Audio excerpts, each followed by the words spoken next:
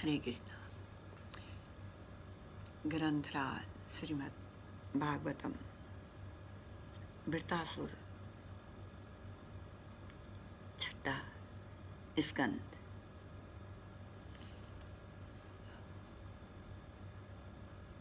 ओम अज्ञानतिमिरान्धस्य ज्ञानाञ्जनशलाकया चक्षुरुन्मीलितेन तस्मै श्रीगुरुवे नमः।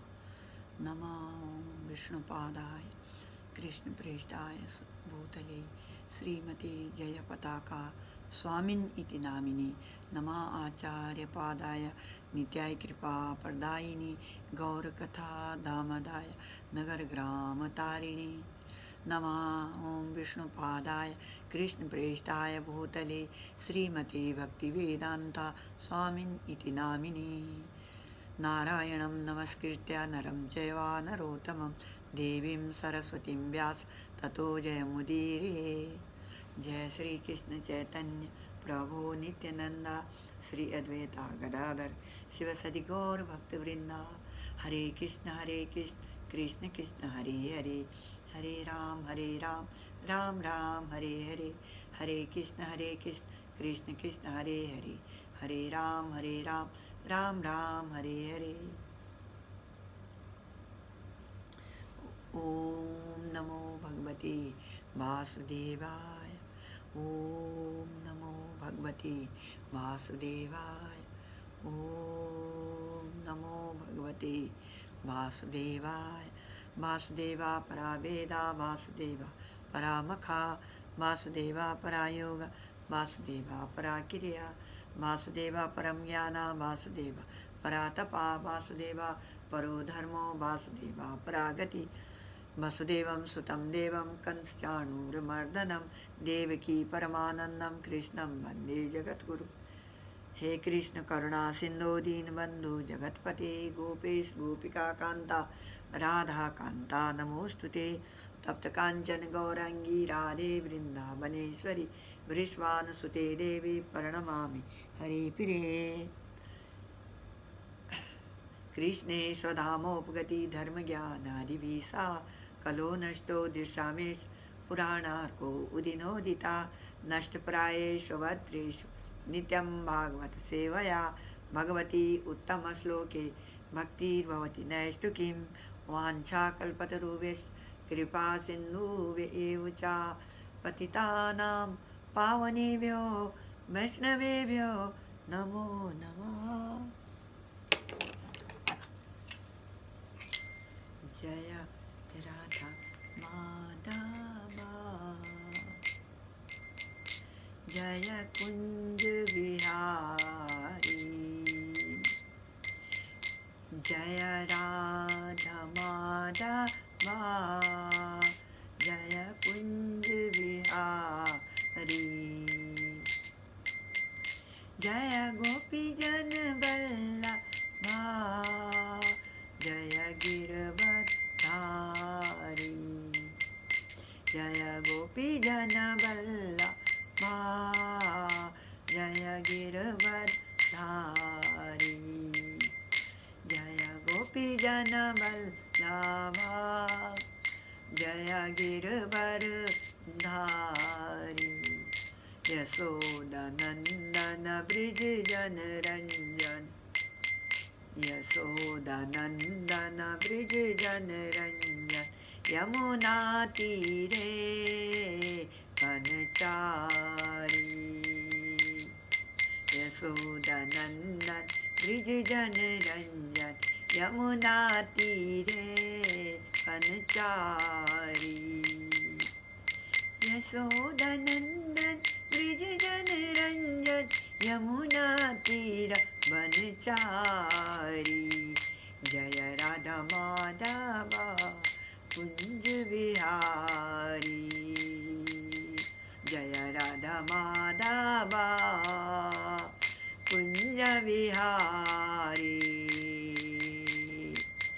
जय राधा माधवा कुंज विहारी। यशोदानंदन ब्रिज जन रंजन, यशोदानंदन ब्रिज जन रंजन।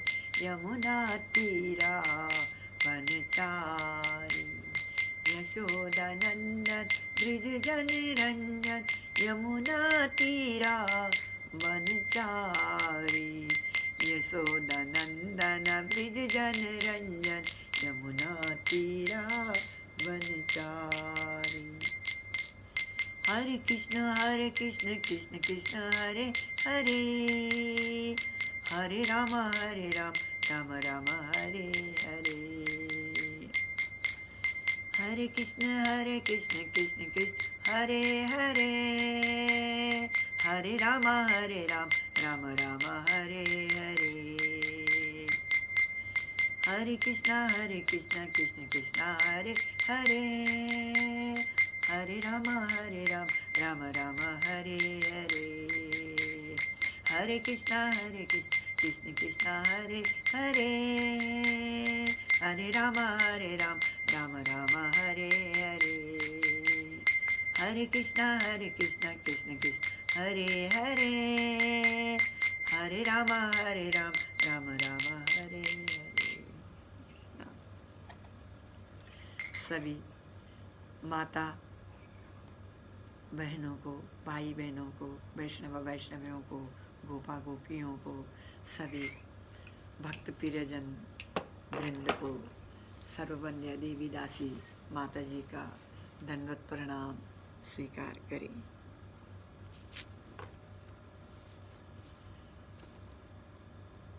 हरे कृष्णा।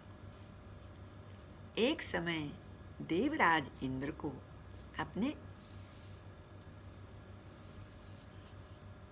ऐश्वर्य पर बहुत अभिमान हो गया।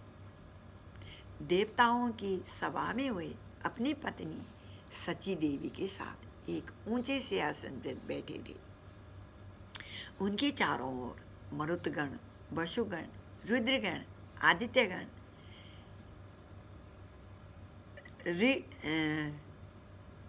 ऋषिभुगण, रिभुगण, विश्वदेवगण, साध्यगण, अश्विनी कुमार, सिद्धगण, चारणगण और गंधर्वगण तथा अनेक महान ऋषि मुनि विराजमान थे। उसी सभा में अनेक विद्याधर अप्सराएं, किन्नर, पतंग, पक्षी तथा उरग, सांप भी थे। वे सब समान पूर्वक इंद्रदेव की सेवा में रत थे।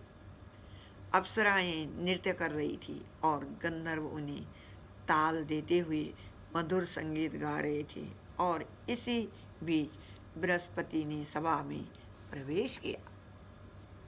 यद्यपि इंद्र ने अपने गुरु बृहस्पति को सभा में प्रवेश करते हुए देखा, उन्होंने न तो उन्हें बैठने के लिए आसन दिया और न ही उनका सम्मान करने के लिए अपने आसन से खड़ी हुई।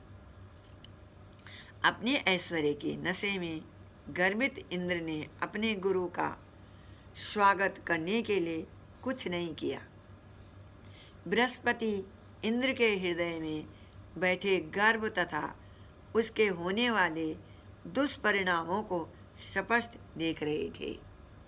वे चाहते तो देवराज को शाप दे सकते थे, परंतु उन्हें अच्छा सबक सिखाने के लिए वे बिना कुछ कहे वहाँ से चले गए। इंद्र को तुरंत अपनी गलती का अनुभव हुआ। वहाँ उपस्थित समस्त देवगणों तथा ऋषियों की उपस्थिति में वे आत्मनिंदा करने लगे। अहो, यह मैंने कितना घृणित कार्य किया है। अपने भौतिक ऐश्वर्य के कारण मैं अभिमानी बन गया और अपनी बुद्धि खो बैठा। मैंने अपने गुरु का अपमान किया है और इसलिए निश्चिंत ही मैं अत्यंत ही निंदनीय हूँ। यद्यपि मैं सतोगुण में रहने वाले देवताओं का राजा हूँ, परंतु मुझे अपने इस तुच्छ ऐश्वर्य पर अभिमान हो गया है और मिथ्या अहंकार ने मेरी चेतना को दूषित कर दिया। भला ऐसा कौन मूर्ख होगा जो ऐसे ऐश्वर्य को प्राप्त करने के लिए पतन का खतरा मोल लेगा। नष्ट हो जाए मेरा यह ऐश्वर्य और यह ख्याति।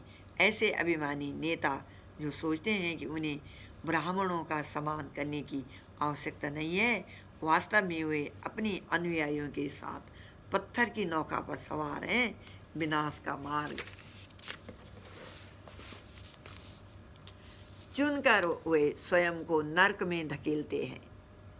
अब मुझे निष्कपट भाव से अपने गुरुदेव के चरण कमलों में गिरकर क्षमा यातना और उन्हें संतुष्ट करने का प्रयास करना चाहिए। जब इंद्रदेव इस प्रकार पश्चाताप कर रहे थे, तब अपने शिष्य के मनोभावों को जानकर बृहस्पति अदृश्य हो गए, क्योंकि बृहस्पति इंद्र से अधिक शक्तिशाली थे। चाहते हुए भी इंद्र उन्हें खोज नहीं पाए। देवताओं ने बृहस्पति को खोजने की भरसक प्रयास किए, परंतु वे पूरी तरह विफल रहे। तब इंद्र ने सोचा, मेरे गुरुदेव मुझसे असंतुष्ट है, इसलिए मुझे सौभाग्य प्रदान करने वाले समस्त मार्ग बंद हो चुके हैं। यद्यपि इंद्रदेव देवलोक में देवताओं के साथ रह रहे थे, परंतु उस दिन से इंद्र के मन की शांति छिन गई। असुरों को इंद्र की इस दुर्दशा की जानकारी मिलने में अधिक समय नहीं लगा। सुअवसर देखकर उन्होंने अपने गुरु शुक्राचार्य के निर्देशन में अपने अस्त्र शस्त्र जुटाए और देवताओं पर आक्रमण कर दिया। उस युद्ध में देवगण बुरी तरह परास्त हुए और अपनी रक्षा का कोई मार्ग न देखते हुए उन्होंने ब्रह्मा जी की शरण ली। हताहत देवताओं को देखकर ब्रह्मा जी ने उन्हें आश्वासन देते हुए कहा, हे देवगणों, सांसारिक ऐश्वर्य के मद में चूर होकर तुमने अपनी सभा में आई बृहस्पति का यथोचित सत्कार नहीं किया। यह अत्यंत आश्चर्यजनक है कि आपने इतने महान ब्राह्मण के साथ इतना घमंड भरा व्यवहार किया है। यह इसी के दुर्व्यवहार का परिणाम है कि आज तुम्हें असुरों के हाथों पराजय का मुख देखना पड़ा है। कुछ समय पूर्व अपने गुरु शुक्राचार्य का अपमान करने के कारण असुर अत्यंत दुर्बल हो गए थे और इसलिए तुम उन्हें बार बार युद्ध में परास्त कर पा रहे थे, परंतु क्योंकि अब असुरों ने शुक्राचार्य की यथोचित पूजा करके उन्हें प्रसन्न किया है और दृढ़तापूर्वक उनके निर्देशों का पालन किया है, उनके अंदर ऐसी विलक्षण शक्ति आ गई है कि यदि वे चाहें तो सरलता से मेरे धाम पर भी कब्जा कर सकते हैं। सत्य तो यह है कि जिस व्यक्ति अथवा नेता को ब्राह्मणों, गायों और भगवान की कृपा में दृढ़ श्रद्धा होती है और सदैव उनकी पूजा करता है, वह अपनी स्थिति में अधिक अटल बना रहता है। देवगणों, अभी आप सब त्वष्टा पुत्र विश्वरूप के पास जाओ और उसे अपने गुरु के रूप में स्वीकार करो। उनका चरित्र अत्यंत पवित्र है तथा कठोर तपस्याएं करने से उनका ब्रह्म तेज प्रबल है।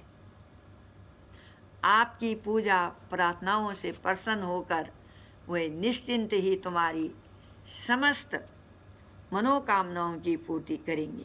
बस एक बात का ध्यान रखना, विश्वरूप असुरों के प्रति भी समान रूप से अनुकूल रहते हैं। तुम्हें उनकी इस भावना को सहन करना होगा। ब्रह्मा जी के उपदेश सुनकर देवताओं ने राहत की सांस ली और उनके निर्देशानुसार विश्वरूप के पास पहुँचे। उनका आलिंगन करने के पश्चात देवताओं ने उनसे कहा, हे द्विज, तुम्हारा हर प्रकार से मंगल हो। क्योंकि हम तुम्हारे आश्रम पर अतिथि बनकर आए हैं और तुम्हारे पिता तुल्य हैं, इसलिए हमारी इच्छा पूरी तरह पूरी करना तुम्हारा कर्तव्य बनता है। हे पुत्र, हम अपने शत्रुओं द्वारा पराभूत होने के कारण अत्यंत चिंतित हैं। सर्वगुण संपन्न ब्राह्मण होने के कारण तुम समस्त वर्णों तथा आश्रमों के गुरु हो। हम सब तुम्हें अपने गुरु के रूप में स्वीकार करना चाहते हैं, जिससे तुम्हारी तपस्याओं के बल पर हम सरलता से असुरों का परास्त कर सके। अपने से बड़ों को शिष्य स्वीकार करने की निंदा से भयभीत मत हो, क्योंकि जहाँ तक वैदिक मंत्रों के दक्षतापूर्ण उच्चारण का प्रश्न है, यह शिष्टाचार वहाँ लागू नहीं होता। इसलिए यद्यपि तुम हमसे छोटे हो, तुम निसंकोच हमारे पुरोहित बन सकते हो।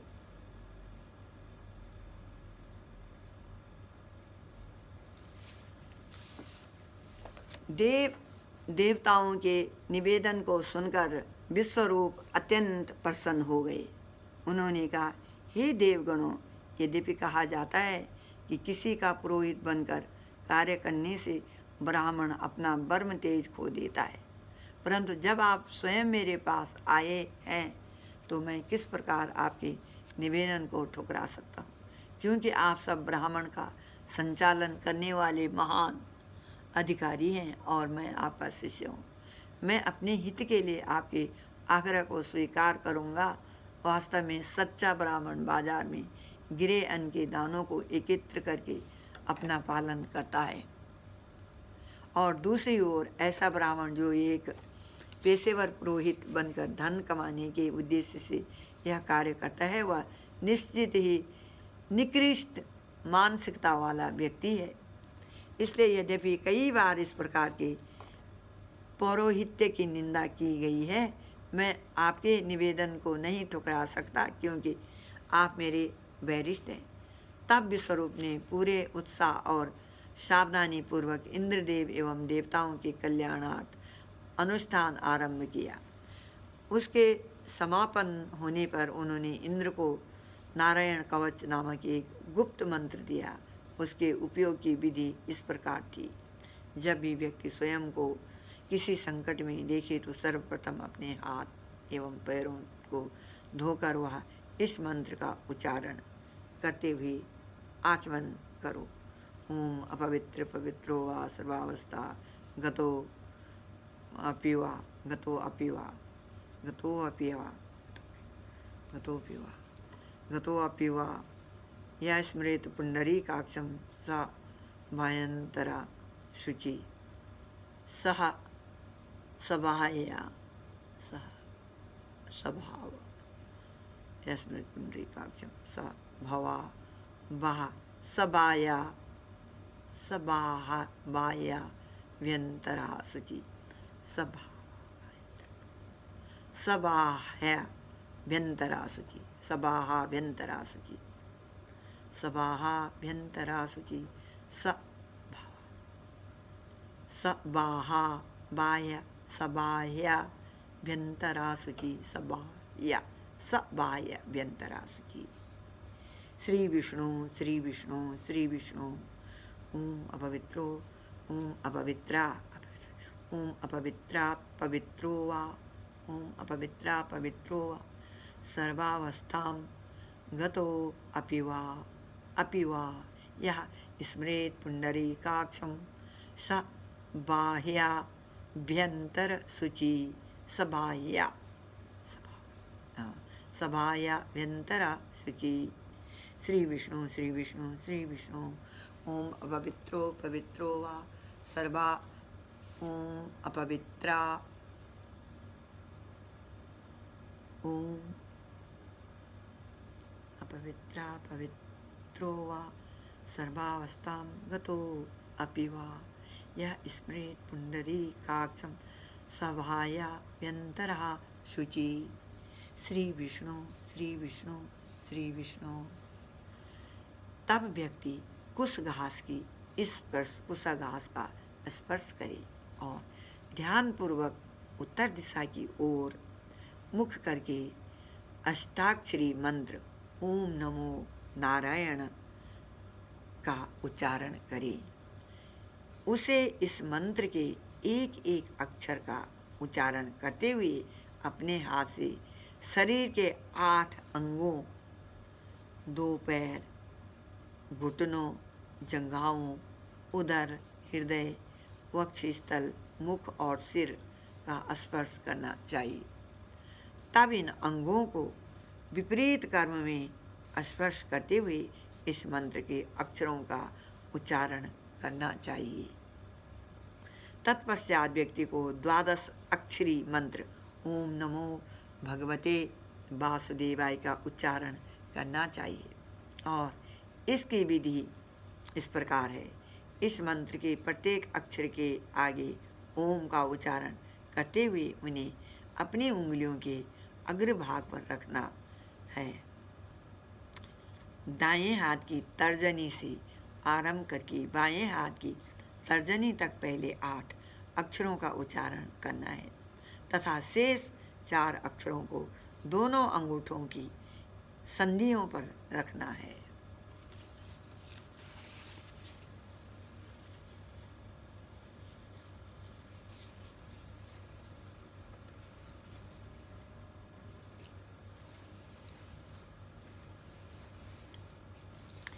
इसके पश्चात व्यक्ति को षड अक्षरी मंत्र ओम विष्णुवे नमः का उच्चारण करना है और उस दौरान ओम को हृदय पर, वी को सर पर, श को भ्रुकुटियों के बीच, अणा को शिखा पर और वे को आँखों के बीच रखना है।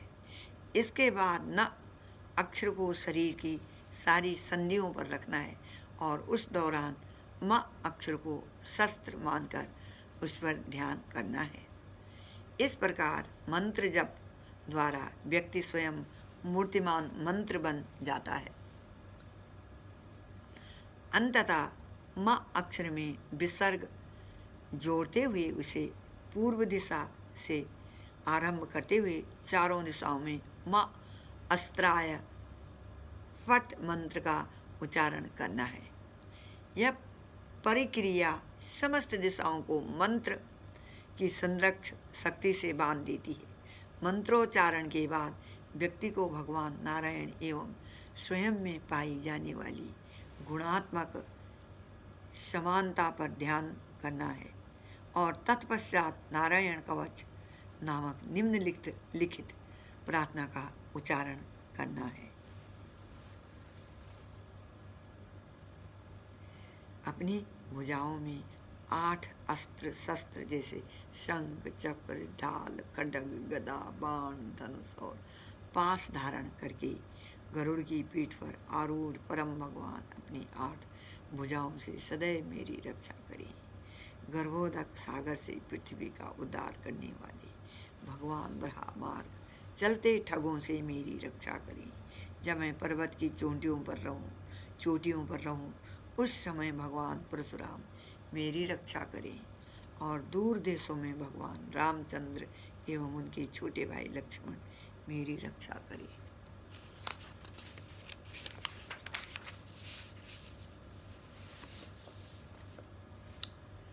भगवान नारायण मेरी रक्षा करें जिसमें मैं कभी अपने कर्तव्यों से न गिरूं और उन्माद वश काल्पनिक धर्म सिद्धांतों को न अपनाऊं।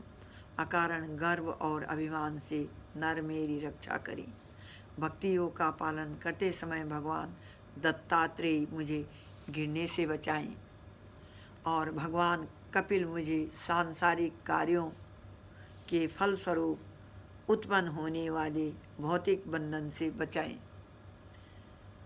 सनत कुमार मुझे कामुक इच्छाओं से बचाएं और भगवान हयग्रीव भगवान को प्रणाम न करने के अपराध से मुझे बचाएं।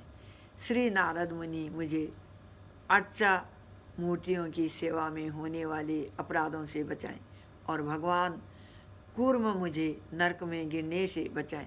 भगवान धन्वंतरी समस्त रोगों तथा अभोज्य पदार्थों से मेरी रक्षा करें और भगवान ऋषभदेव सर्दी और गर्मी के भय से मेरी रक्षा करें। भगवान यक्ष जन सामान्य के बीच अपमान तथा हानि से मेरी रक्षा करें और भगवान बलराम अपने शेष रूप में मुझे दोषी सर्पों से बचाएं। वैदिक ज्ञान के अभाव से उत्पन्न होने वाली समस्त प्रकार की अज्ञानताओं से श्री वेद व्यास मेरी रक्षा करें। भगवान बुद्ध उन सभी कार्यों से मेरी रक्षा करें जो वैदिक नियमों के विरुद्ध हैं, और वे उस आलस्य से भी मेरी रक्षा करें जिसके कारण व्यक्ति को उन नियमों की विस्मृति हो जाती है। भगवान कलयुग के संदूषणों से मेरी रक्षा करें। दिन के पहले प्रहर में भगवान केशव मेरी रक्षा करें। दिन के दूसरे प्रहर में भगवान गोविंद मेरी रक्षा करें। दिन के तीसरे प्रहर में भगवान नारायण मेरी रक्षा करें, और भगवान विष्णु दिन के चौथे प्रहर में मेरी रक्षा करें। दिन के पांचवें प्रहर में भगवान मधुसूदन मेरी रक्षा करें। भगवान माधव संध्या समय में मेरी रक्षा करें। भगवान ऋषिकेश रात्रि आरंभ के समय मेरी रक्षा करें, और भगवान पद्मनाभ आधी रात के समय मेरी रक्षा करें। अपने वक्ष स्थल पर श्रीवत्स धारण करने वाले भगवान अर्धरात्रि के बाद पौ फटने तक मेरी रक्षा करें, और रात्रि समाप्त होने की वेला में भगवान जनार्दन मेरी रक्षा करें। भगवान दामोदर प्रातः समय मेरी रक्षा करें, और भगवान विशेश्वर दिन और रात की संध्या में मेरी रक्षा करें। मेरी प्रार्थना है कि सुदर्शन चक्र मेरे शत्रुओं को भस्मीभूत कर दे, और भगवान अपनी गदा द्वारा कुष्मांडों, विनायकों, यक्षों, राक्षसों, भूतों तथा ग्रहों जैसी दुरात्माओं को पीस डाले। भगवान का संग सदैव राक्षसों, परमत भूतों, प्रेतों, मातों, पिचासों और वर्म राक्षसों के हृदय में भय उत्पन्न करता रहे। भगवान की खड्ग मेरे शत्रुओं के सैनिकों के टुकड़े टुकड़े कर दे, और 100 चंद्रमा सदृश घेरों से सुसज्जित भगवान की ढाल मेरे शत्रुओं की पाप भरी आंखें निकाल ले। भगवान के दिव्य नाम रूप गुणों तथा लीलाओं का महिमान्वित बुरे ग्रहों, उल्कापातों, द्वेषी जनों, सर्पों, बिच्छुओं, खूंखार पशुओं, भूतों, पंचभूत तत्वों और मेरे पूर्व पापों के प्रभाव से मेरी रक्षा करें। भगवान के ही समान शक्तिशाली श्री गरुड़ देव समस्त भयावह परिस्थितियों से मेरी रक्षा करें, और श्री विश्वक्सेन भी मेरी रक्षा करें। भगवान के पवित्र नाम, उनके अलौकिक रूप, उनके वाहन और उनके आयुध सारे संकटों से मेरी बुद्धि, इंद्रियों, मन तथा प्राणवायु की रक्षा करें। भगवान प्रत्येक वस्तु के परम कारण हैं, और इसलिए वे इस संपूर्ण सृष्टि के अभिन्न हैं। वास्तव में किसी भी कार्य का कारण और उसका प्रभाव दोनों एक ही हैं, क्योंकि कारण प्रभाव में विद्यमान रहता है। इसलिए भगवान अपने किसी भी शक्तिशाली अंग द्वारा हमारे सारे शत्रुओं और संकटों को नष्ट कर सकते हैं। आध्यात्मिक ज्ञान में उन्नत लोग इस सृष्टि की भिन्नताओं में एकता देखते हैं। सर्वव्यापी भगवान सदैव विपदाओं में हमारी रक्षा करें। भगवान नृसिंहदेव विश्व अस्त्र शस्त्रों, वायु, अग्नि, वायु इन इत्यादि द्वारा उत्पन्न होने वाले खतरों से हमारी रक्षा करें। भगवान नृसिंहदेव अपने महान प्रभाव से हमारे शत्रुओं के प्रभाव का आच्छादित करके सभी दिशाओं में और सभी कोनों में अर्थात ऊपर, नीचे, अंदर और बाहर हमारी रक्षा करें। अंत में विश्वरूप ने इंद्र से कहा, यह दिव्य नारायण कवच निश्चित ही तुम्हारे शत्रु असुरों पर विजय प्राप्त करने में तुम्हारी सहायता करेगा। यदि कोई व्यक्ति इस कवच का प्रयोग करता है, उसके द्वारा देखा गया अथवा पैरों से स्पर्श किया गया व्यक्ति तुरंत उपरोक्त सब संकटों से मुक्त हो जाता है।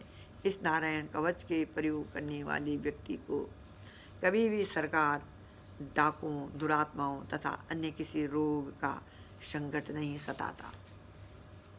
हे देवराज इंद्र, पूर्व काल में कौशिक नामक एक ब्राह्मण ने अपनी योग शक्ति द्वारा स्वेच्छा से मरुभूमि में शरीर त्यागते समय इस कवच का प्रयोग किया था। इस समय गंधर्वराज चित्ररथ अनेक सुंदर स्त्रियों के साथ अपने विमान में यात्रा करते समय कौशिक की अस्थियों के ऊपर से गुजरे नारायण कवच की शक्ति से वे उसी स्थान पर सिर के बल नीचे गिर पड़े। आश्चर्यचकित हो चित्ररथ ने वाली खिल्लियों को आदेश दिया कि वे ब्राह्मण की अस्थियों को निकट बह रही सरस्वती नदी में विसर्जित कर दें। फिर स्नान करने के पश्चात चित्ररथ अपने धाम को लौट आए। विश्वरूप के 3 सिर थे। एक से वे सोमरस पीते थे, दूसरे से सुरापान करते थे और तीसरे से भोजन। विश्वरूप अपने पिता की ओर से देवताओं से संबंधित थे, परंतु चूंकि माता की ओर से उनका संबंध असुरों से था, इसलिए देवताओं के नाम से आहुति देते समय वे गुप्त रूप से असुरों के लिए आहुति दे रहे थे। एक दिन इंद्र भाप गए कि विश्वरूप चोरी से छिपकर देवताओं को धोखा दे रहे हैं। असुरों से पुनः पराजित होने के भय से उन्होंने विश्वरूप के 3 सिर काट डाली। तत्क्षण वे 3 सिर 3 पक्षियों में परिवर्तित हो गई।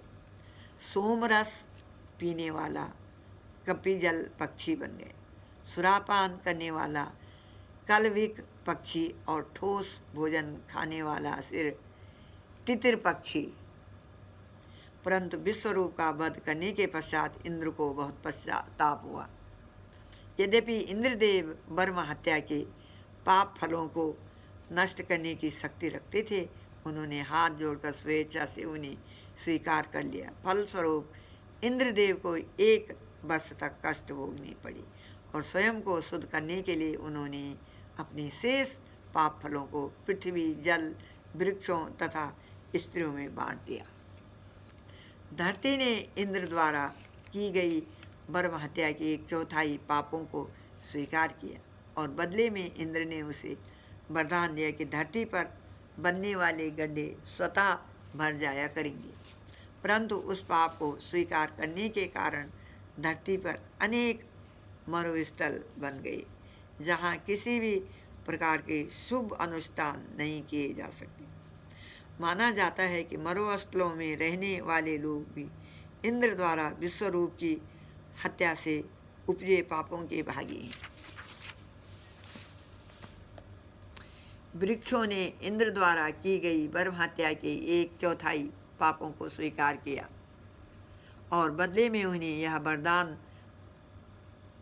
प्राप्त हुआ कि जब वृक्षों की टहनियाँ और शाखाएं काटी जाएंगी तो वे पुनः उग आएंगी और वृक्षों द्वारा स्वीकार किया गया पाप उनकी छाल से बहने वाले रस के रूप में देखा जा सकता है, इसलिए वह रस भोज्य नहीं है।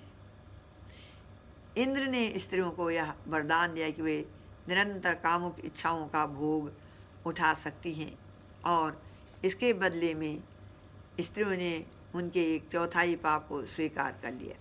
प्रत्येक महीने रजस्वला काल के दौरान उनके द्वारा स्वीकार किया गया यह पाप फलीभूत होता है और इस दौरान वे अस्पृश्य हो जाती है। जल ने इंद्र द्वारा की गई ब्रह्म हत्या के 1/4 पाप को स्वीकार किया और बदले में उन्हें यह वरदान प्राप्त हुआ कि वे किसी भी वस्तु के साथ मिलकर उसका घन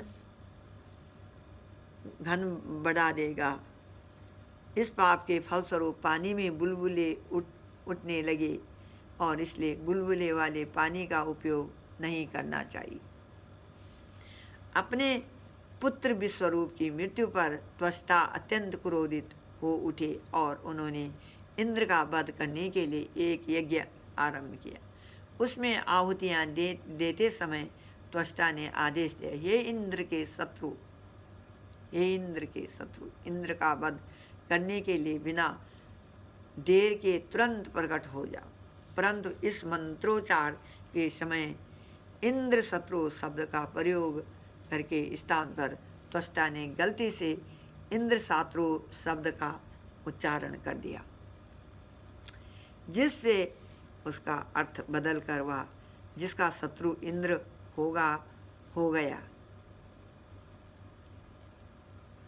तभी यज्ञाग्नि की दक्षिणी दिशा से एक ऐसा भयंकर व्यक्ति प्रकट हुआ जो प्रत्येक कल्प के पश्चात होने वाली प्रलय जैसा प्रतीत हो रहा था। उस असुर का शरीर इस तीव्रता से विस्तारित होने लगा मानो चारों दिशाओं में बाण छूट रहे हों। वह महाकाया था। उसका विशाल काला शरीर किसी जले हुए पहाड़ का स्मरण कराता था और भरी दोपहर के देदीप्यमान सूर्य के तेज से प्रकाशित बादलों के झुंड जैसा दिख रहा था। उसके बाल, दाढ़ी और मूछें पिघले हुए तांबे के रंग की थी और आंखें दोपहर के सूरज के समान चुनी आने वाली थी। प्रतीत होता था मानो उसने तीनों लोग अपने त्रिशूल की धार पर धारण किए हुए थे। उच्च स्वर में चीत्कार तथा नृत्य करते हुए वह संपूर्ण पृथ्वी को कंपायमान कर रहा था। जब वह जमाई लेता तो प्रतीत होता था कि वह पूरे आकाश को निगल जाएगा। उसका मुख एक विशाल गुफा के समान गहरा था। वह अपनी जिह्वा से आकाश के तारों को चाटता और अपने लंबे तीक्ष्ण दांतों से पृथ्वी का भक्षण का प्रतीत होता था। इस महाकाय असुर को जिसने भी देखा वह भयभीत होकर यहाँ तहाँ भागने लगा। क्योंकि त्वष्टा के इस पुत्र ने समस्त लोगों को आवृत कर लिया था, उसका नाम पड़ा वृत्तासुर। इंद्रदेव के नेतृत्व ने देवताओं की सेना ने वृत्तासुर पर धावा बोल दिया, परंतु उसका वध करने के लिए उन्होंने जो भी अस्त्र छोड़े वह महान असुर उन सबको सरलता से निगल गया। आश्चर्यचकित तथा निराश देवगण अपनी समस्त शक्ति और उत्साह खो बैठे और उनके हृदयों में अपने प्राणों का भय उत्पन्न होने लगा। एकजुट होकर समस्त देवताओं ने भगवान विष्णु का आश्रय लिया और उनकी स्तुति करने लगे। हम सब अपने सम्मुख खड़े काल रूपी इस असुर से अत्यंत भयभीत हैं, परंतु चूंकि यह काल भगवान से भयभीत रहता है, इसलिए अब हम उन भगवान का आश्रय स्वीकार करते हैं। एकमात्र वही हमें संरक्षण प्रदान करने में सक्षम है। अन्य किसी का आश्रय लेकर रक्षा की अपेक्षा करने वाला व्यक्ति निश्चित ही मूर्ख है। उसकी आशाएं उसी व्यक्ति की आशाओं के समान हैं जो एक कुत्ते की पूंछ पकड़कर किसी समुद्र को पार करने का प्रयास करता है। अपने परमात्मा रूप में भगवान सदैव हमारे साथ रहते हैं, परंतु स्वयं को उनसे विलग तथा स्वतंत्र ईश्वर मानने के फलस्वरूप हम उनके रूप को देख नहीं पाते। हम सब मिलकर उन्हीं भगवान की शरण लेते हैं, क्योंकि हमें उनके आश्रय एवं संरक्षण में पूरा विश्वास है। देवताओं की स्तुतियाँ सुनकर सर्वप्रथम भगवान उनके हृदयों में प्रकट हुए और तत्पश्चात उनके समक्ष गोचर हो गए। मुस्कुराते मुख तथा कमल की पंखुड़ियों जैसे नेत्रों वाले भगवान के मधुर रूप को देखकर देवगण आनंद में भव विभोर हो उठे और उन्हें प्रणाम करने के लिए धरती पर दंडवत गिर पड़े। धीरे धीरे भूमि से उठते हुए देवगण निम्नलिखित प्रार्थनाओं द्वारा भगवान को प्रसन्न करने का प्रयास करने लगी। हे पुरुषोत्तम, हम आपकी वंदना करते हैं, क्योंकि हमारी उत्पत्ति आपकी सृष्टि के सृजन के बाद हुई है, इसलिए हमारे द्वारा आपके कार्यों को समझ पाना सर्वथा असंभव रहेगा। वास्तव में प्रणाम के अतिरिक्त हम आपको क्या अर्पण कर सकते हैं। हे भगवान, आपका स्वरूप समस्त द्वंद्वों से परे है और इसलिए इस संसार में दिखाई देने वाले सारे विरोधाभास का आपके स्वरूप में समाधान हो जाता है। इस एक अज्ञानी व्यक्ति रस्सी को सांप मानकर भयभीत हो जाता है, परंतु ज्ञानी व्यक्ति जानता है कि वह केवल एक रस्सी है। इसी प्रकार आप प्रत्येक जीव के हृदय में परमात्मा रूप में निवास करते हुए आप उसकी बुद्धि के अनुसार उसे भय अथवा निर्भय दान करते हैं, परंतु वास्तव में आप स्वयं इस द्वंद्व से परे हैं। हे मधुसूदन, जिस व्यक्ति ने आपकी महिमाओं के अमृतमय सागर की केवल एक बूंद का आस्वादन भी किया है, उसका मन निरंतर दिव्य तरंगों में डूबा रहता है। ऐसे महान भक्त भौतिक इंद्रियों द्वारा उत्पन्न किए गए तथाकथित भौतिक सुख की तुच्छ परछाई को भूल जाते हैं। हे नाथ, आप ऐसे भक्तों के प्राण तथा उनके सच्चे बंधु हैं। उन भक्तों को पुनः इस संसार में लौटने की आवश्यकता नहीं रहती। हे सर्वशक्तिमान, जैसे ही आसुरी शक्ति प्रबल होने लगती है, आप उनका दमन करने के लिए विभिन्न अवतार लेकर प्रकट होते हैं। यदि आपकी इच्छा हो तो कृपया आज इस महान असुर वृत्त का वध करने के लिए अवतरित होइए। हमारी बस यही विनती है। हम सब आपके चरणों के प्रति शरणागत हैं और इसलिए कृपया प्रसन्न होकर हमारे ऊपर अनुग्रह करें। यह असुर हमारे हृदयों को बुरी तरह पीड़ित कर रहा है।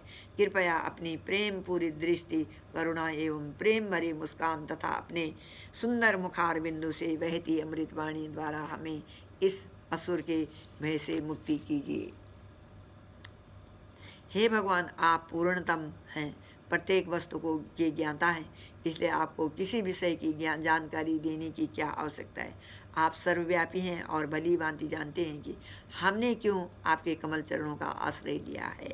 आपके ये चरण कमल इस भौतिक संसार में विपदाओं को शांत करने के लिए एकमात्र साधन है। भगवान के सकाम भक्त होने के नाते देवगण भौतिक सुख भोगना चाहते थे और इसलिए स्वयं को इस कष्ट से मुक्त करने की आशा से उन्होंने भगवान की शरण ली थी। परंतु जब अकाम भक्त विपदाओं में गिरता है तो वह कभी भगवान को तंग नहीं करता, अपितु वह अपने जीवन में आने वाली कठिनाइयों को अपने पूर्व जन्मों का फल मानकर सहर्ष स्वीकार करता है और उन्हें भोगता है। देवगण जानते थे कि शारीरिक संरक्षण जैसी स्वार्थी इच्छाओं के कारण वे भक्ति के शुद्ध स्तर पर नहीं हैं और इसलिए वे भगवान से क्षमा मांग रहे थे।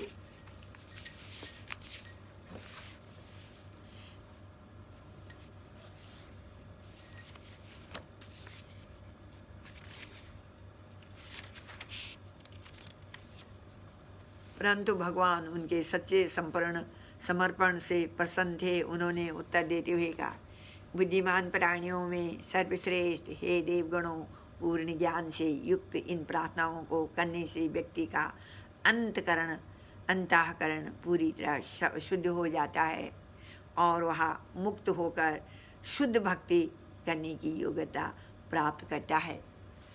यद्यपि यह सत्य है कि मैं जिस व्यक्ति से प्रसन्न हो जाता हूँ उसके लिए किसी भी वस्तु को प्राप्त करना कठिन नहीं रह जाता, परंतु शुद्ध भक्त मेरी भक्ति के अतिरिक्त मुझसे अन्य किसी वस्तु की मांग नहीं करते हैं। जो व्यक्ति भौतिक सुख संपत्ति को ही जीवन का एकमात्र ध्येय मानकर जीवन के परम लक्ष्य की उपेक्षा करते हैं, वे कृपण कंजूस कहलाते हैं। ऐसे लोग मूर्ख हैं और साथ ही वे लोग भी मूर्ख हैं जो भौतिक इच्छा पूर्ति में उनकी सहायता करते हैं। शुद्ध भक्त कभी भी ऐसे मूर्ख लोगों को प्रोत्साहित नहीं करता कि वे भौतिक सुख प्राप्त करने के लिए सांसारिक कर्म करें, फिर स्वयं उन कार्यों में उनकी सहायता करने की बात तो बहुत दूर रही। ऐसे भक्त उस दक्ष वैद्य के समान होते हैं जो रोगी की इच्छा होने पर भी उसे कभी स्वास्थ्य के लिए हानिकारक भोजन खाने के लिए प्रोत्साहित नहीं करते। हे देवराज इंद्र, मेरे विचार में तुम महर्षि दध्यंच दधीची की शरण लो। वे अपने ज्ञान और तपस्याओं के बल पर अत्यंत शक्तिशाली बन चुके हैं।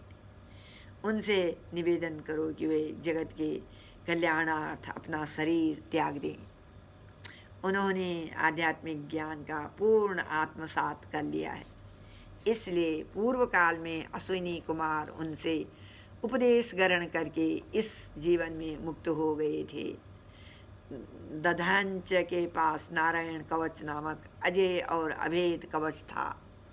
उनसे वह कवच लेकर त्वष्टा ने अपने पुत्र विश्वरूप को दिया था और विश्वरूप से वह तुम्हें प्राप्त हुआ। इस नारायण कवच के कारण दधीची का शरीर अत्यंत बलशाली हो चुका है। जब अश्विनी कुमार तुम्हारी ओर से महर्षि दधीची से उनका शरीर मांगेंगे तो निश्चिंत ही वे उन्हें निराश नहीं करेंगे। तब विश्वकर्मा उनकी अस्थियों से वज्र का निर्माण करेंगे। मैं स्वयं उस अस्त्र में अपनी शक्ति भर दूंगा और उसके द्वारा तुम सरलता से वृतासुर का वध कर सकोगे। हे देवराज, वृतासुर की मृत्यु के पश्चात तुम पुनः अपने ऐश्वर्य का भोग करोगे। यद्यपि इस महान असुर में त्रिलोकी को नष्ट करने की शक्ति है, वह तुम्हें कोई हानि नहीं पहुंचा पाएगा। डरो मत, वह एक महान भक्त है और किसी से भी द्वेष नहीं करता। पूर्व काल में एक समय अश्विनी कुमार दधीची से ब्रह्म विद्या की शिक्षा लेने के लिए गए थे। उस समय ऋषि ने उत्तर दिया था, इस समय मैं कर्मकांडीय अनुष्ठान करने की तैयारी में व्यस्त हूँ, कृपया कुछ समय बाद आना। अश्विनी कुमार के जाने के पश्चात इंद्रदेव दधीची के पास आए और कहा, हे महर्षि, चूँकि अश्विनी कुमार वैद हैं, इसलिए उन्हें ब्रह्म विद्या का ज्ञान मत देना।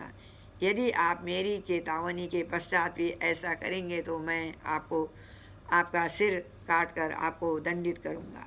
अश्विनी कुमारों को इंद्रदेव की धमकी का पता चल गया, फिर भी वे दधीची के पास आए और पुनः ब्रह्म विद्या देने की याचना करने लगे।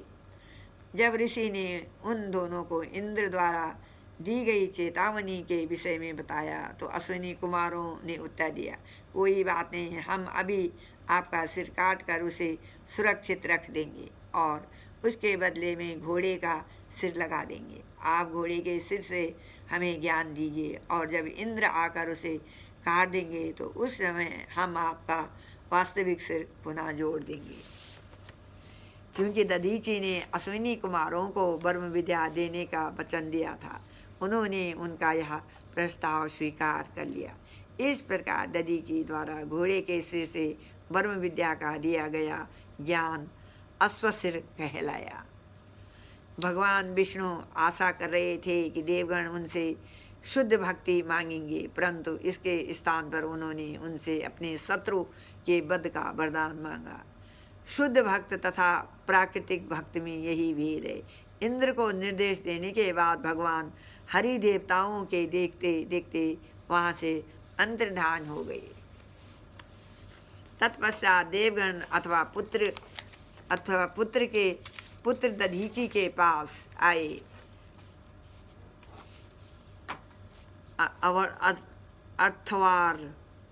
तत्पश्चात देवगण अर्थवार के पुत्र दधीची के पास आए और उनसे अपना शरीर त्याग देने का निवेदन किया। अत्यंत उदारचित दधीची देवताओं का मान रखने के लिए स्वयं अपनी बलि देने के लिए तैयार थे, परंतु उससे पहले वे देवताओं के मुख से कुछ सदुपदेश सुनना चाहते थे। वे मंद मुस्कुराए और परिहास करते हुए कहा, हे देवगणों, मृत्यु के समय असहनीय वेदना व्यक्ति की चेतना को हर लेती है। क्या तुम लोग इसे नहीं जानते? इस संसार में प्रत्येक व्यक्ति अपने शरीर से आसक्त होता है और हर संभव प्रयास द्वारा इसकी रक्षा करना चाहता है। उसकी रक्षा के लिए वह अपना सर्वस्व बलिदान करने के लिए तैयार रहता है। इतना ही नहीं, वह चाहता है कि उसका शरीर सदा के लिए बना रहे। इसलिए चाहे स्वयं भगवान विष्णु का ही आदेश क्यों न हो, ऐसा कौन व्यक्ति है जो अपना शरीर दूसरों को देने के लिए तैयार होगा? देवताओं ने उत्तर दिया, हे ब्राह्मण श्रेष्ठ, आप जैसे संत पुरुष सामान्य लोगों के प्रति अत्यंत दयालु होते हैं। ऐसे लोग जन कल्याणार्थ अपने शरीर सहित अपना सर्वस्व न्यौछावर करने के लिए तैयार रहते हैं। कुछ ऐसे स्वार्थी लोग होते हैं जो दूसरों की कठिनाइयों की परवाह न करते हुए उनसे भिक्षा मांगते हैं, और कुछ ऐसे कंजूस भी होते हैं जो दान देने में सक्षम होते हुए भी भिक्षुक की कठिनाइयों का परवाह नहीं करते और दान नहीं देते। इन दोनों प्रकार के लोगों का व्यवहार अनुचित है। उचित व्यवहार तो यह है कि दान लेने के इच्छुक व्यक्ति को कठिनाई में पड़े व्यक्ति से दान नहीं मांगना चाहिए, और जो दान देने में सक्षम है उसे दान देने से मना नहीं करना चाहिए। दधीची ने कहा, मैं तो केवल तुम्हारे मुख से धर्म सिद्धांत सुनना चाहता था और इसलिए मैंने अपना शरीर नहीं देने का दिखावा किया। यद्यपि मुझे अपने शरीर से अत्यंत लगाव है, परंतु मैं जानता हूँ कि आपके कल्याणकारी उद्देश्य के लिए मुझे इसका त्याग कर देना चाहिए। अन्यथा आज नहीं तो कल वैसे भी मुझे यह शरीर त्यागना ही होगा। जिस व्यक्ति के हृदय में पीड़ित मनुष्य जाति के प्रति करुणा नहीं होती और वह उनके कल्याणार्थ अपने इस अस्थायी शरीर का बलिदान नहीं करता, निश्चित ही वह निंदनीय है। यदि कोई व्यक्ति दूसरों के दुख में अपना दुख तथा अपने सुख में अपना सुख देखता है तो केवल वह ही धर्म के शाश्वत सिद्धांतों को जानता है। मृत्यु के पश्चात कुत्तों और भेड़ियों का भोजन बनने वाला यह शरीर मेरा आत्मा का क्या भला करेगा, और वैसे भी यह केवल कुछ ही समय के लिए उपयोगी होता है। इसलिए शरीर और उससे जुड़ी वस्तुओं को दूसरों के कल्याणार्थ प्रयुक्त करना चाहिए, अन्यथा वे हमारे कष्टों का कारण बनती हैं। यह कहकर उन महान ऋषि दधीची ने अपनी चेतना के भगवान के चरण कमलों पर स्थिर चेतना को भगवान के कमल चरणों पर स्थिर किया और पंचभूत तत्वों से बने अपने शरीर का त्याग कर दिया। ध्यान में तल्लीन दधीची ने अपने समस्त भौतिक आसक्तियों को काट दिया और इसलिए वे यह भी नहीं देख पाए कि उनका भौतिक शरीर किस प्रकार आत्मा से विलग हो गया। इसके पश्चात विश्वकर्मा ने दधीची के शरीर की अस्थियों से वज्र का निर्माण किया और भगवान विष्णु ने उसे अपनी शक्ति के संचारित कर दिया। फिर देवराज इंद्र उस अजय अस्त्र से सज्जित ऐरावत पर आरूढ़ होकर वहाँ से निकल पड़े। उनके साथ असंख्य देवगण तथा उनका स्तुतिगान कर रहे अनेक महर्षिगण थे। दधीची और भगवान की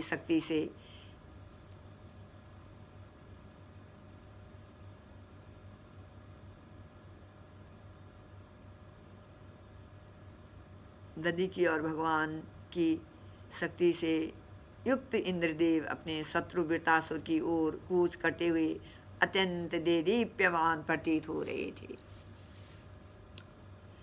इसके पश्चात वैवस्वत मनवंतर के प्रथम कल्प के त्रेतायु के आरंभ में नर्मदा नदी के तट पर देवताओं और असुरों के बीच एक घमासान युद्ध हुआ।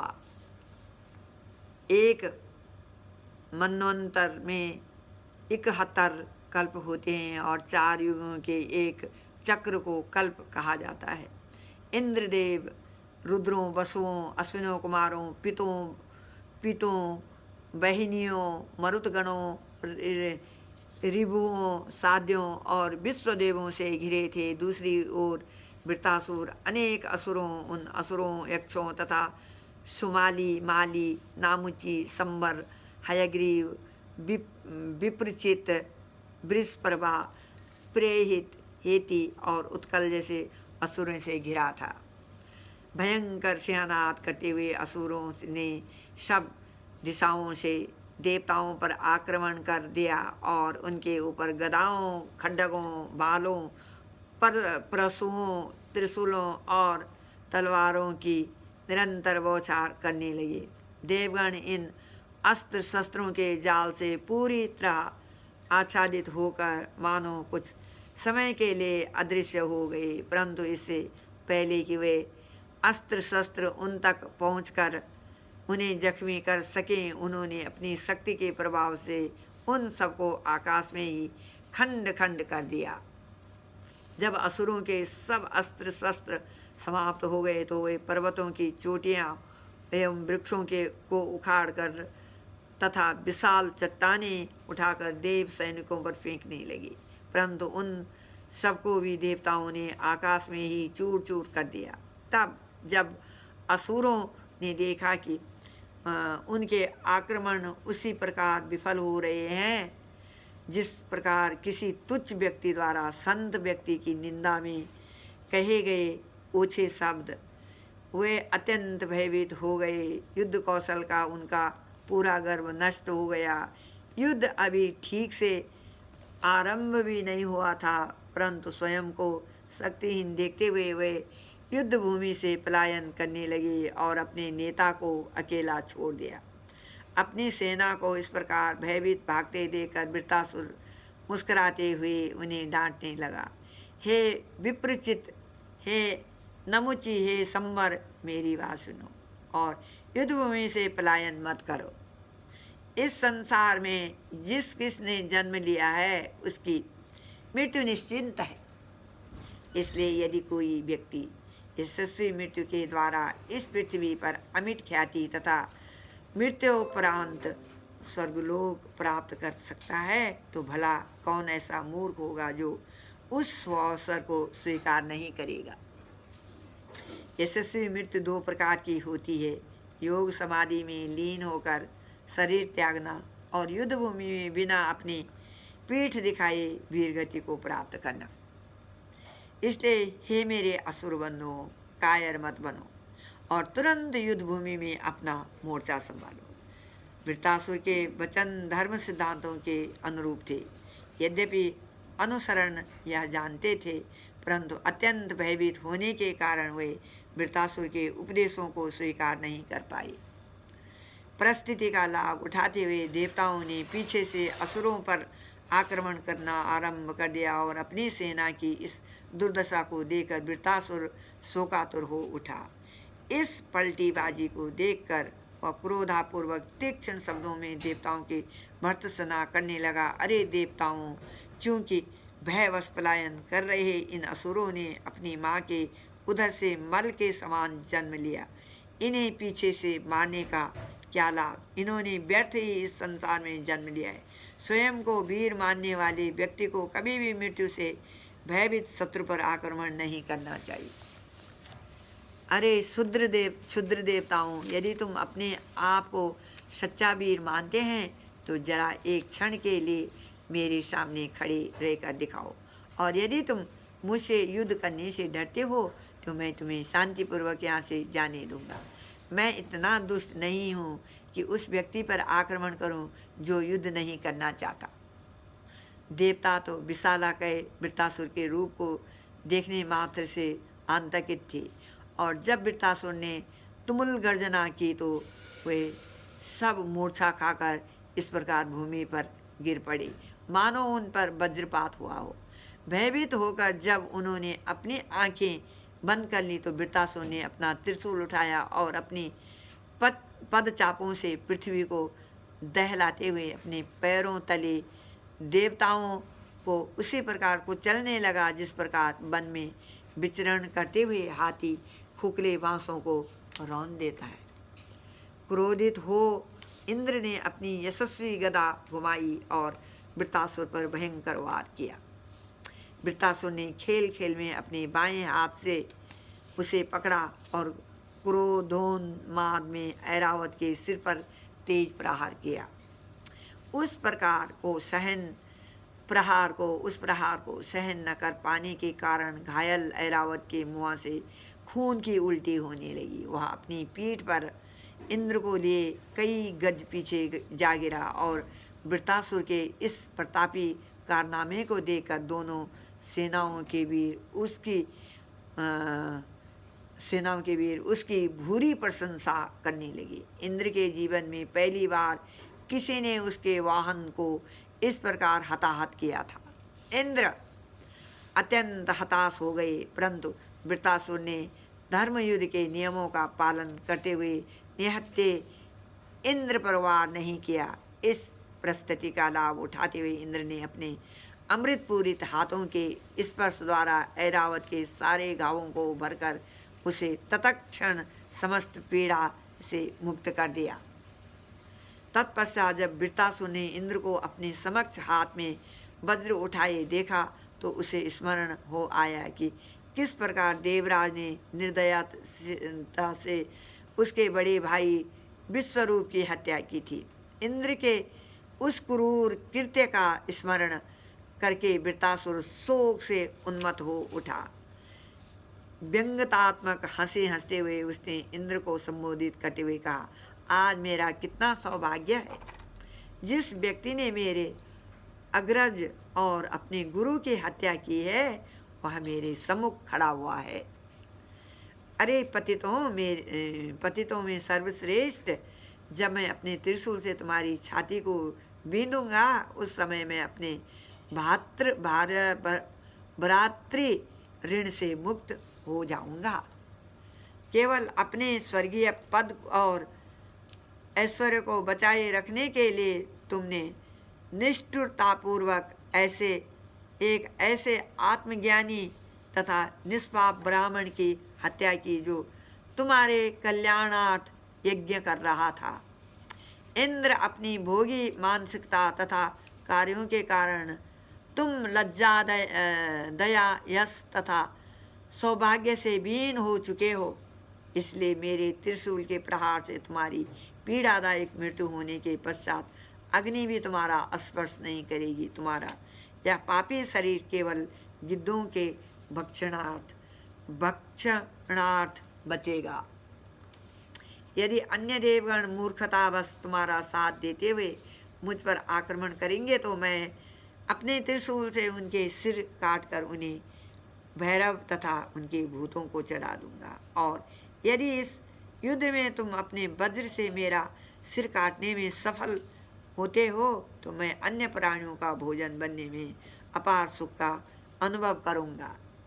इस प्रकार मैं अपने पूर्व पापों से मुक्त हो जाऊंगा और नारद मुनि जैसे महान भक्तों के चरण कमलों की धूलि की योग्यता प्राप्त करूंगा। हे देवराज, मैं तुम्हारा शत्रु हूँ और तुम्हारे सामने खड़ा हूँ, फिर तुम मुझ पर अपने वज्र से प्रहार करने में संकोच क्यों कर रहे हो? यद्यपि मेरे ऊपर तुम्हारी गदा का प्रहार उसी प्रकार निष्फल रहा जिस प्रकार किसी कंजूस से धन की मांग निष्फल जाती है, परंतु तुम्हें अपने वज्र की शक्ति पर जरा भी संदेह नहीं करना चाहिए। यह भगवान विष्णु की शक्ति से संचारित है और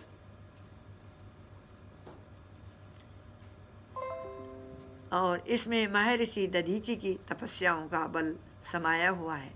यहाँ भगवान विष्णु की आज्ञा लेकर मुझसे युद्ध करने आए हो, इसमें कोई संदेह नहीं कि तुम्हारा वज्र से मेरी मृत्यु होगी। भगवान विष्णु तुम्हारे पक्ष में है और इसलिए विजय, ऐश्वर्य तथा सौभाग्य तुम्हारे साथ है। वज्र के प्रहार से मैं अपने समस्त भौतिक बंधनों से मुक्त हो जाऊंगा और अपने मन को भगवान संघर्षण के चरण कमलों पर स्थित करके पुनः अपनी भक्ति के सर्वोच्च स्तर को प्राप्त करूंगा। स्वयं भगवान ने मुझे इसका आश्वासन दिया था। भगवान के चरण कमलों पर पूर्णता समर्पित भक्त सदैव भगवान का स्मरण करते हैं और भगवान भी उन्हें अपना निज सेवक स्वीकार करते हैं। भगवान कभी भी अपने उन भक्तों को भौतिक ऐश्वर्य प्रदान नहीं करते, क्योंकि भौतिक संपत्ति व्यक्ति की शत्रुता, चिंता, मानसिक उद्विग्नता, गर्व और कला भावनाओं को बढ़ाती है। ऐसी संपत्ति के प्राप्त करने, उसे बचाए रखने तथा बढ़ाने में व्यक्ति को कठिन परिश्रम करना पड़ता है और उस संपत्ति के नष्ट होने पर उसे गहन शोक का सामना करना पड़ता है। भगवान की कृपा से भक्तगण धर्म, अर्थ, काम और मोक्ष के क्षेत्र में निरर्थक प्रयास करने से बच जाते हैं।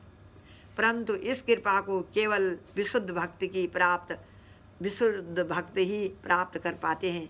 भौतिक भोगों की कामना करने वाले क्षुद्र जीव नहीं। इस प्रकार इंद्र को संबोधित करके वृत्तासुर अपने पूजनीय भगवान पर ध्यान करते हुए प्रार्थनाएं करने लगा।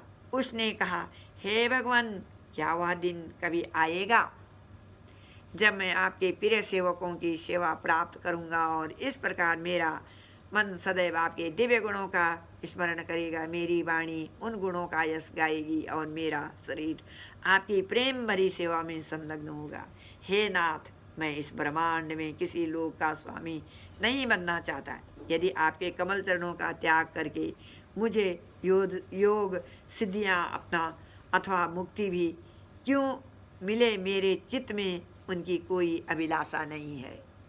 हे कमल नयन भगवान, जिस प्रकार एक शिशु पक्षी अपनी माता के लौटने और उसे कुछ खिलाने की राह देखता है, जिस प्रकार रस्सी से बंधा बछड़ा आतुरता से दूध दुहने के समय की प्रतीक्षा करता है, अथवा जिस प्रकार एक निराश पत्नी दूर देश के अपने पति के लौटने की राह देखती है, उसी प्रकार मैं उस दिन के लिए लालायित हूँ जब मुझे आपकी व्यक्तिगत सेवा प्राप्त होगी। हे प्रभु, मैं अपने पूर्व कर्मों के अनुसार इस संसार में भ्रमण कर रहा हूँ। आपकी माया शक्ति के प्रभाव से मैं अपने शरीर, पत्नी, बच्चों और घर से अत्यधिक आसक्त हो गया हूँ, परंतु अब मैं इन सब से आसक्त रहना नहीं चाहता। मेरी यही कामना है कि मेरा मन, मेरा चित्त और मेरा सर्वस्व केवल आप में आसक्त रहे।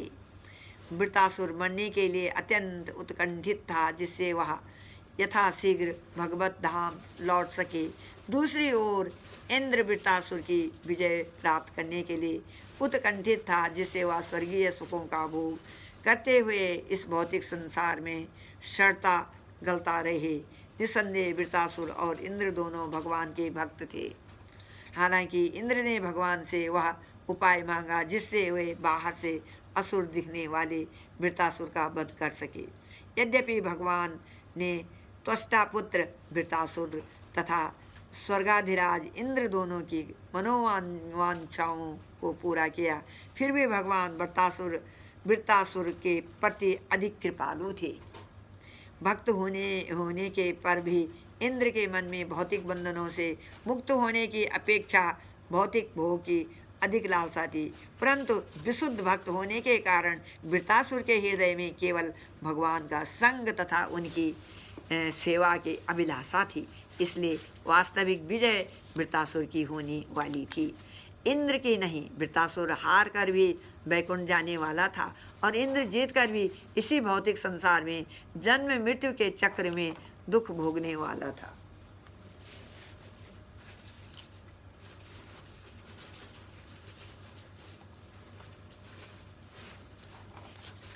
वृत्तासुर के महान गुणों को जानकर इंद्र अत्यंत दुखी हो गए।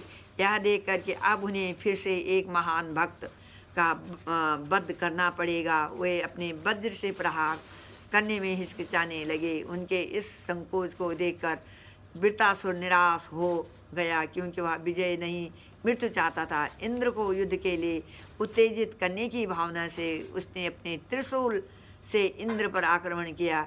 उसे देदीप्यमान त्रिशूल को फेंकते समय उसने जोर से गर्जना करते हुए कहा, अरे पापी, अब तुम्हारी मृत्यु निश्चिंत है। वृत्तासुर का त्रिशूल आकाश मार्ग से यात्रा करते हुए एक प्रकाशवान उल्का के समान प्रतीत हो रहा था। उसे खुली आँखों से देखना कठिन था, परंतु निर्भीक इंद्र ने सहजता से अपने वज्र से उसे टुकड़े टुकड़े करने के बाद इंद्र की दाहिनी भुजा काट डाली, जो वासुकी सर्प के शरीर जैसी मोटी थी। परंतु भुजा कटने के बाद भी वृत्तासुर क्रोधोवेश में इंद्र की ओर दौड़ा और अपनी गदा से उनके जबड़े पर प्रहार कर दिया। उसने ऐरावत पर भी पुनः वार किया। फलस्वरूप इंद्र के हाथ से वज्र दूर जा गिरा और इसे देखकर आकाश में तमाशा देख रहे समस्त देवताओं में हाहाकार मच गया। देवता और असुर दोनों एक स्वर में वृत्तासुर की वीरता का गुणगान कर रहे थे और यहाँ इंद्र स्वयं को पराजित देख लज्जित हो गए। उनके अंदर अपने वज्र को उठाने का साहस तक नहीं रहा। इंद्र को प्रोत्साहित करते हुए वृत्तासुर ने कहा, इंद्र अपना वज्र उठाओ और अपने शत्रुओं का वध करो।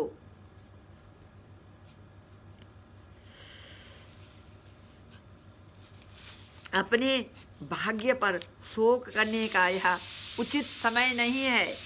देवराज पूर्ण पुरुषोत्तम भगवान के अतिरिक्त अन्य कोई व्यक्ति सदा सर्वथा विजय होने का दावा नहीं कर सकता है। इस ब्रह्मांड में महान देवताओं सहित प्रत्येक व्यक्ति उसी प्रकार भगवान के नियंत्रण में है जिस प्रकार पिंजरे में कैद पक्षी होता है। जिस प्रकार एक कठपुतली अथवा घास फूस से बने पशु स्वयं हिलडुल नहीं सकते और सदैव उन्हें नियंत्रण करने वाले लोगों पर अवलंबित रहते हैं, उसी प्रकार इस ब्रह्मांड में प्रत्येक जीव भगवान की इच्छा अनुसार नाचता है। जिस प्रकार न चाहते हुए भी व्यक्ति को अपनी मृत्यु के समय अपने जीवन, यश तथा ऐश्वर्य का त्याग करना पड़ता है, उसी प्रकार जब विजय की नियत घड़ी आती है तो उसे यह सब भगवान की कृपा से प्राप्त हो जाता है। क्योंकि इस सृष्टि की प्रत्येक वस्तु भगवान की परम इच्छा पर आश्रित है, इसलिए व्यक्ति को मान अपमान, जय पराजय तथा जीवन मृत्यु में समभाव रहना चाहिए। सुख और दुखों की पीड़ाओं का सामना करते हुए व्यक्ति को चिंतातुर हुए बिना अपना मानसिक संतुलन बनाए रखना चाहिए। जो व्यक्ति जान जाता है कि प्रकृति के 3 गुण आत्मा के गुण नहीं हैं और जो जान जाता है कि शुद्ध आत्मा तो केवल इन 3 गुणों के कार्यों एवं प्रतिकार्यों की मात्र अनुद्रष्टा है, उस व्यक्ति को मुक्त आत्मा मानना चाहिए। वह प्रकृति के इन 3 गुणों के बंधन से परे होता है। हे इंद्रदेव, अपने शस्त्र और भुजा के नष्ट होने के साथ मैं पहले ही पराजित हो चुका हूँ, परंतु फिर भी मैं निराश हताश नहीं हूँ और अपनी पूरी शक्ति से युद्ध कर रहा हूँ। इसी प्रकार तुम भी अपनी निराशा का त्याग करके युद्ध करो। इस युद्ध को उस जुए के रूप में देखो जिसमें हम दोनों का जीवन दांव पर लगा है। बाण उसके पासे हैं और पशु वाहन खेल का मैदान। कोई नहीं जानता कि कौन जीतेगा और कौन हारेगा। परिणाम पूरी तरह नियति के हाथों में सुरक्षित है। यद्यपि बाह्य रूप से वृत्तासुर एक असुर था, परंतु वास्तव में वह इतना महान था कि यहाँ इंद्र के गुरु का कार्य कर रहा था। वृत्तासुर जानता था कि उसकी पराजय सुनिश्चित है और उसने निराश हुए बिना के इस तथ्य को स्वीकार किया। वह जानता था कि व्यक्ति को प्रत्येक परिस्थिति में अपने कर्तव्य का पालन करना चाहिए। इसलिए उसने इंद्र का वध करने का हर संभव प्रयास किया। वृत्तासुर के मुख से इन बुद्धिमत्तापूर्ण शब्दों को सुनकर इंद्रदेव आश्चर्यचकित रह गए। उन्हें स्मरण हो गया कि किस प्रकार प्रहलाद और बलि महाराज जैसे भक्तों ने भी असुरों के परिवार में ही जन्म लिया था।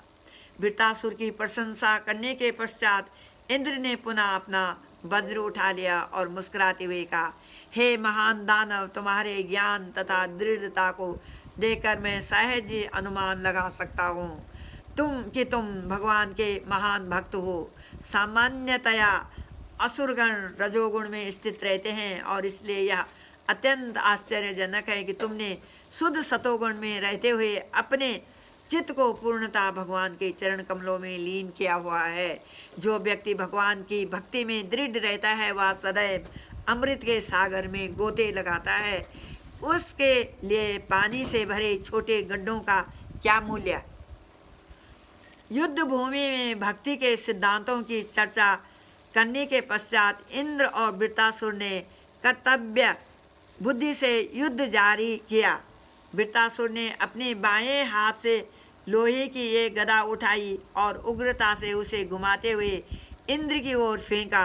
इंद्र ने अपने वज्र की सहायता से, जो 100 जोड़ होने के कारण सतपर्वन नाम से भी जाना जाता है, इस गदा के टुकड़े टुकड़े कर दिए और वृत्तासुर की दूसरी भुजा भी काट डाली। कटी भुजा से बहते रक्त के साथ वृत्तासुर अत्यंत सुंदर दिख रहा था, मानो उड़ने वाले पर्वत के किसी ने पंख काट दिए हों। वृत्तासुर ने तब अपने निचले जबड़े को भूमि पर रखा और ऊपरी को आकाश से लगा दिया। उसका खुला मुख ही आसमान बन गया। उसकी जीभ एक विशाल सर्प जैसी प्रतीत होती थी और लगता था मानो वह अपने भयावह तीक्ष्ण दांतों से संपूर्ण ब्रह्मांड को निगल जाएगा। वृत्तासुर के विशालकाय रूप के कारण गगनचुंबी पर्वत तक दहल गए। चलते फिरते हिमालय पर्वत के समान रूप धारण करके वह धरती को रौंदने लगा। अचानक इंद्र के सम्मुख आकर उसने ऐरावत सहित इंद्र को उसी प्रकार निगल लिया जिस प्रकार विशाल अजगर कई बार हाथी को निगल जाता है। जब ब्रह्मा जी सहित अन्य देवताओं ने इस संकट को देखा तो अत्यंत निराश होकर वे चीखने लगे, हाय अनर्थ हो गया। परंतु नारायण कवच से युक्त तथा स्वयं अपनी योग शक्तियों के बल के कारण इस महान असुर द्वारा निगले जाने पर भी इंद्रदेव की मृत्यु नहीं हुई। अपने वज्र की सहायता से इंद्र वृत्तासुर के पेट को चीर कर बाहर निकल आए और दृश्य देख रहे देवताओं ने राहत की सांस ली। इंद्र तुरंत वज्र से वृत्तासुर का सिर काटने लगे, जो एक विशालाकाय पर्वत की चोटी के समान था, और यद्यपि वज्र अत्यंत तीव्र गति से वृत्तासुर की गर्दन पर कार्य कर रहा था, उसे काटने के लिए वज्र को एक वर्ष का समय लगा।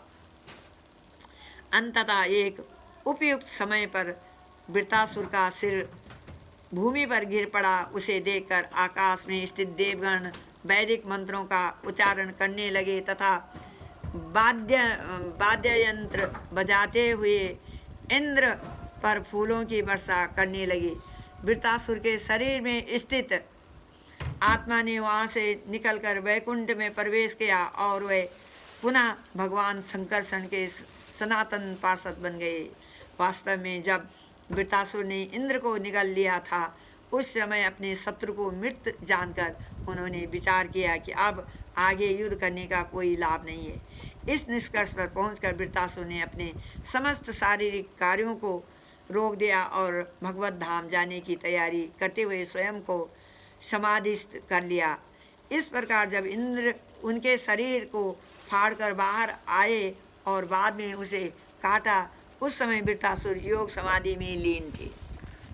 वृत्तासुर की मृत्यु देखकर तीनों लोगों में प्रत्येक व्यक्ति प्रसन्न था, केवल इंद्र को छोड़कर। जब समस्त देवता, असुर और उनके अनुयायी अपने अपने घर लौट रहे थे, किसी ने भी इंद्र से एक शब्द नहीं कहा। इस युद्ध से पूर्व जब देवताओं और ऋषियों ने इंद्र से वृत्तासुर का वध करने का निवेदन था, तो ब्राह्मण हत्या के भय से इंद्र ने इसे अस्वीकार कर दिया था। उस समय इंद्र ने कहा था, हे ऋषिवरों, विश्वरूप का वध करने के पश्चात मुझे उसके भारी पाप फल भोगने पड़े थे। सौभाग्यवश स्त्रियों, भूमि, वृक्षों एवं जल की सहायता से मुझे उन पापों से छुटकारा मिल गया। यह वृत्तासुर भी एक ब्राह्मण है। यदि मैं इसका वध करता हूँ तो इस बार मैं कैसे अपने पापों से मुक्त होऊंगा। वहाँ उपस्थित ऋषियों ने उत्तर दिया, हे देवराज, आपका सर्व प्रकार से मंगल हो, भयभीत मत हो। वृत्तासुर के वध से उत्पन्न पाप से आपको मुक्त करने के लिए हम एक अश्वमेध यज्ञ का आयोजित करेंगे।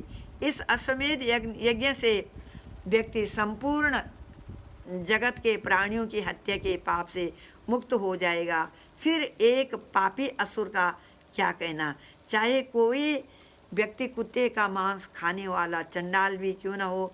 वस्तुतः भगवान नारायण का मात्र एक नाम इतना शक्तिशाली है कि वह उसे ब्राह्मण, गाय, पिता, माता अथवा अपने गुरु की हत्या के पाप से भी मुक्त कर सकता है। ऋषियों के इन शब्दों से उत्साह प्राप्त करके इंद्र ने वृत्रासुर के साथ युद्ध आरंभ तो कर दिया, परंतु बाद में उन्हें भगवान के एक महान भक्त की हत्या करने का बहुत दुख हुआ।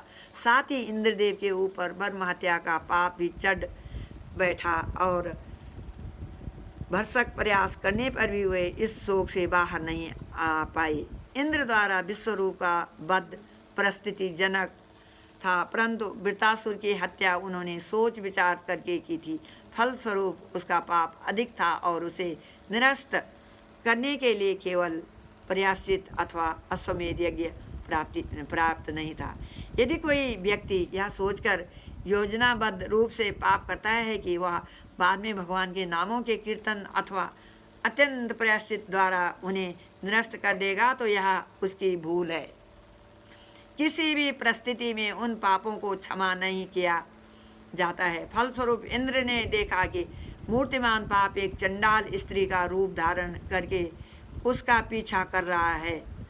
वह स्त्री बहुत बूढ़ी थी और तपेदिक रोग से ग्रस्त होने के कारण उसके वस्त्र एवं अंग रक्त से सने थे। उसका शरीर बुरी तरह कांप रहा था। अपने मुख से अत्यंत दुर्गंधित वायु छोड़ते हुए वह पूरे क्षेत्र को दूषित कर रही थी और इंद्र को देखकर ठहरो, रुको पुकारने लगी। इंद्र ने आकाश मार्ग द्वारा भागने का प्रयास किया, परंतु वे जहाँ भी गए उन्होंने उस मूर्तिमान पाप को ठीक अपने पीछे पाया। अंततः उत्तर पूर्व दिशा में इंद्र ने मानस सरोवर में प्रवेश किया और वहाँ 1000 वर्ष तक एक कमल फूल की ठंडी डंडी के सूक्ष्म तंतुओं के बीच छिपकर रहे। इस दौरान अग्निदेव वहाँ आकर इंद्र को उनका यज्ञ भाग दिया करते थे, परंतु चूंकि अग्निदेव जल में प्रवेश करने से डरते थे, अधिकांश समय इंद्र को भूखा प्यासा रहना पड़ा।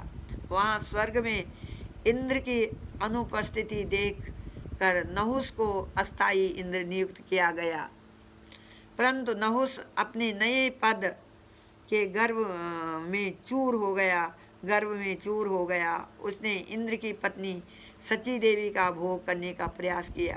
फलस्वरूप एक ब्राह्मण के शाप द्वारा उसे एक सर्प का शरीर धारण करने के लिए बाध्य होना पड़ा। मानस सरोवर के कमल झुंडों में भगवान विष्णु की संगिनी श्रीमती लक्ष्मी जी निवास करती थी और वहाँ प्राप्त उन्हें संरक्षण के कारण पाप इंद्र का स्पर्श नहीं कर पाया। अंततः जब इंद्र भगवान विष्णु की पूजा अर्चना के माध्यम से